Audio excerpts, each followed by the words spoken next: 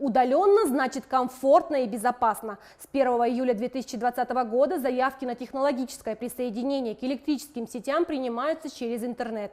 Это касается как физических, так и юридических лиц.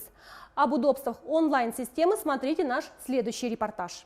Еще полчаса, и жители новостроя в частном секторе смогут пользоваться всеми благами цивилизации. Бригада монтёров подключает дом к центральным электрическим сетям. Завершив работы здесь, специалисты сразу отправятся на следующий объект.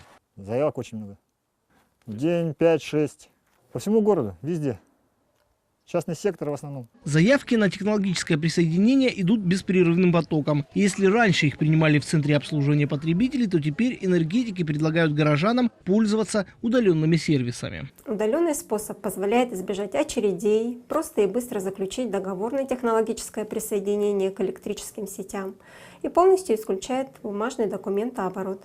То же касается и юридических лиц. Они могут оформить заявку удаленно, если требуемая мощность не превышает 150 киловатт. Для этого необходимо зайти на сайт yakutskэнерго.ру. Интерфейс понятен интуитивно. На сайте Якутскэнерго заходим на личный кабинет. Сперва зарегистрируемся. Далее нажимаем заявки на технологическое присоединение. Создать новую заявку. Затем в течение 10 рабочих дней Якутскэнерго разместит в личном кабинете пользователя счет, проект договора, технические условия и инструкцию. На оплату услуг потребителю дается 5 дней. Фактом заключения договора является оплаченный счет. Далее необходимо выполнить мероприятие, технические условия, известить, и дальше получается подключение.